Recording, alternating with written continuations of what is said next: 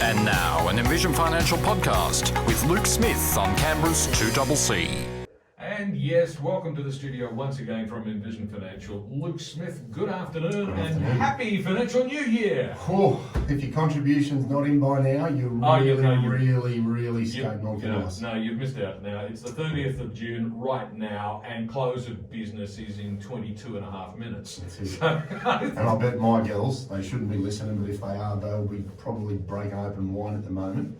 Given what they've got through to get to 30 June in the last sort of 2 months, it's phenomenal. And of course, all of the certified practicing accountants all around Australia are busy sharpening their pencils right now for the deluge of work they're about to receive. Mate, they're like a dog chasing cars. Exactly right.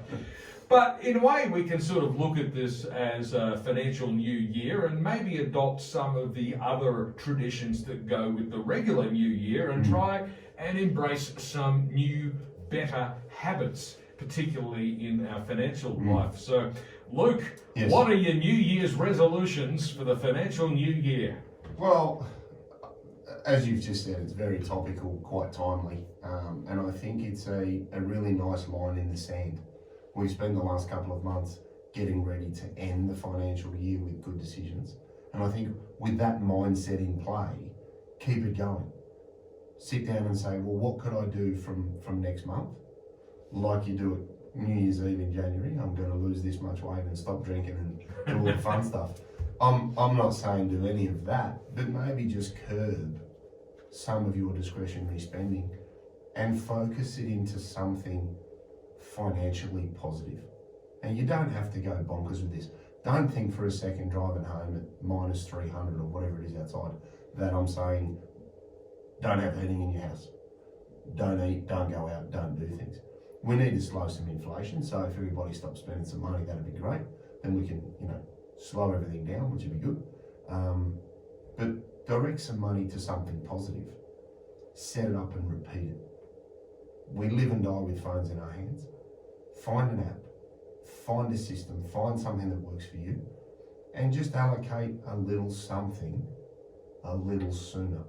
And I think that's probably what I'll bang on about for the next 12 months. Because doing something in any way, shape or form is much better than saying, I was going to do that.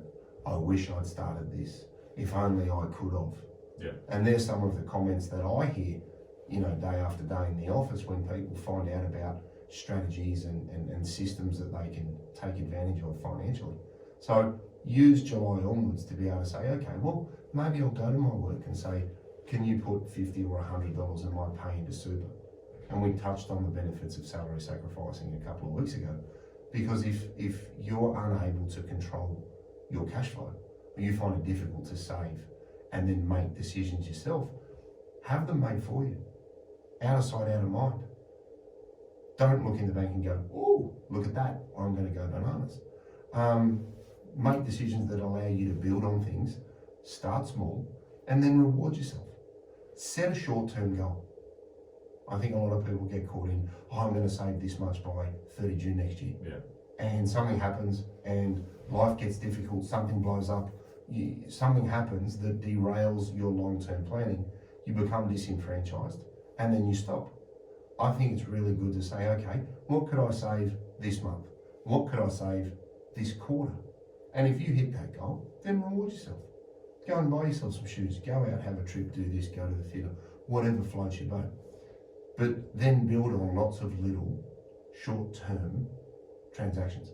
What can I do in 3 months? What could I do in the next 3 months?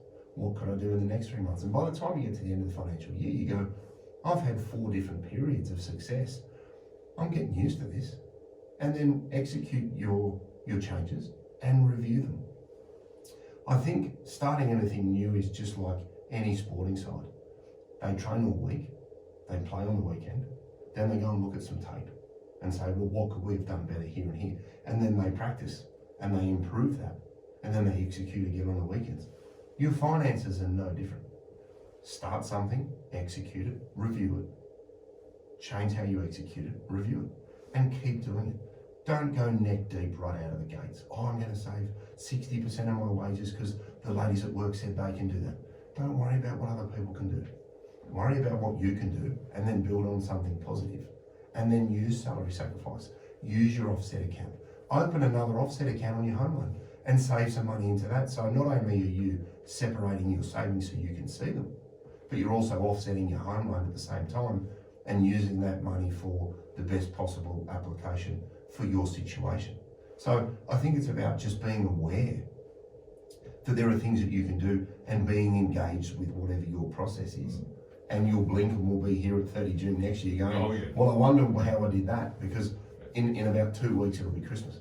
Well, the basic piece of financial advice that everybody should use as the foundational starting point is quite simply this: if you don't already have one, start some sort of savings plan. Yeah. And a lot of the things you've been talking about there actually build on that in ways that may not have been possible generations ago. But if you are using modern technology, like you mentioned, an app, you're finding ways of doing a 21st century version of doing something very simple. Start a savings plan. Exactly. I can remember being a little kid and having a Dolomite checkbook. Yep. In primary school, Absolutely. and taking 50 cents or $1 down, and the people would come from the bank on a Tuesday morning, and you'd line up and sign your name, and that gets you engaged in the process. And you're a lifetime customer with the Commonwealth Bank ever after. I think that was the It was plan. a great piece of marketing. Exactly right, get you early. But now you can look at micro investing apps, Raise, Starship, and some of these others. There are plenty out there. But again, you've got your phone in your hand. There's a really good way of saying, I want to start with a very small amount of money, because the big misconception is, well, I can't start anything until I get to $5,000. Those micro funding options are great. You can use that app, save some money, and then they'll actually round up your transactions on a credit card. So that's automation of a positive nature that works really well for you. People like Vanguard, one of the largest product providers of ETFs in the world, they have now a retail platform that I think you can start with $200. Wow. It might be $500, I'm not sure, but you can save regularly into that and then benefit from compounding over time and reinvest the dividends into more units. And a lot of that can now be set up online, and they'll probably have a very good app because they have wonderful infrastructure. So there are two ways that are very simple, and they don't need a lot of money. You can also go old school. Take all the change out of your pockets, put them in a jar, and at the end of the quarter, take the jar to the bank and annoy somebody at the bank. They charge you money for that now. Do they? Oh, well, take it to the local takeaway, get some notes. They probably want the coins anyway. But again, it doesn't matter how you do it. I think the act of starting is the hardest hurdle that people confront, and they think that they have to be a worldwide investor. If you bought 2 or 3 diversified ETFs and just put all of your money into those over time, you're not going to do yourself any damage. Buy some broad indices, or even just go to a Vanguard, for example, and say, I want the growth option. That'll give you 70% growth assets, 30% defensive, and just save into that regularly over time. And if your pay goes up, add a little bit more.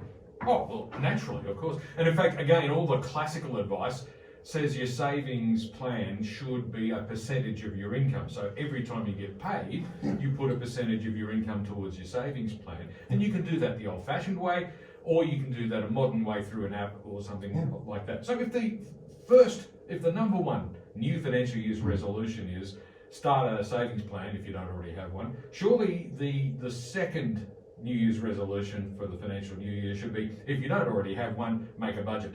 Now, another word, budget, certainly scares a number of people, but I've said it before, budget is just an ugly word for making a plan. Yeah, and just understand where your money's going. That's all you're trying to ascertain, where is my money going? And I find 9 out of 10 people come into my office, sit down and say, what do you live on? I don't know. And then they'll say to me, can I retire? And I go, I don't know. And they're surprised by that. But when you think about it, this is exactly why you need to know what your outgoings are. Because if you want to be realistic and stay engaged with the process, it needs to be attainable. Be like me going into the gym going, oh, I'm going to squat 350 kilos. And I'll probably end up as a bag of bones on the ground. But if you start at 50 and work up to it, you'd probably be quite surprised at how strong you can get. In a similar vein, you start a little bit of savings and know, okay, I've got $1,000 a month that's spare. Can I put $250 into that? And then all of a sudden, you're 3 years down the road and it's compounded and it's grown and you go, oh, how good's this?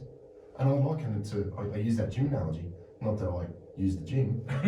Anyone that knows me knows that. Only as an analogy. As an analogy only, trust me. But it's like losing weight. The hardest thing about changing how you eat is just starting. But 5-6 kilos down, you get really excited because now you get to go and buy new clothes. Exactly the same with a savings plan and a budget. Know what you're working with. That lets you remain realistic.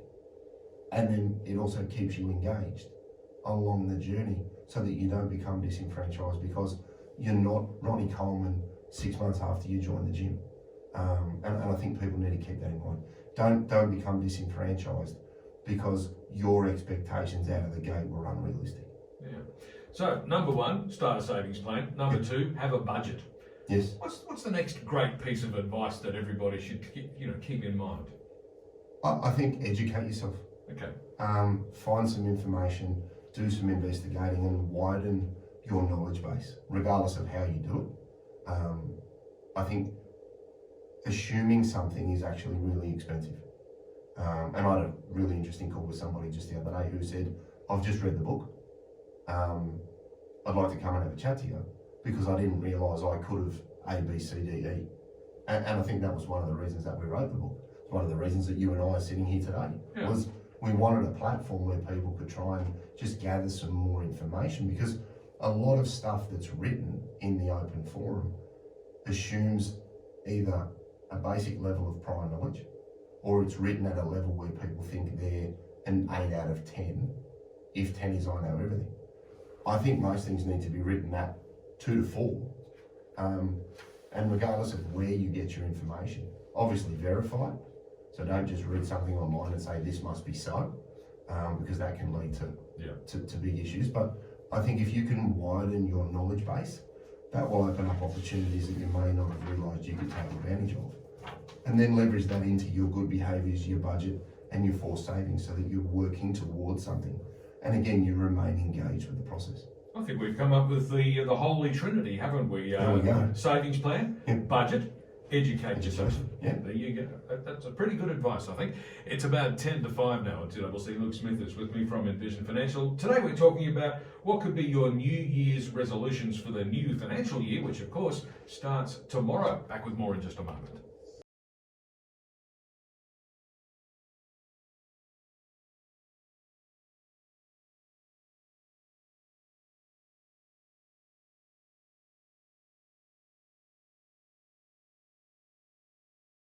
Seven to 5 on 2CC. It's a Friday afternoon. Luke Smith from Envision Financial is with me in the studio today as we discuss money matters. Today's topic, it's the new financial year tomorrow, so what are your resolutions? Luke, what are the key things to remember when it comes to trying to change our behaviour and establish new habits? Yeah, and I think look, that word you've used there, change, that's the crux of this. It's change what you're doing. Now, if you can use an app, a micro investing tool, to an ETF platform, we touched on a few different options before the ad break.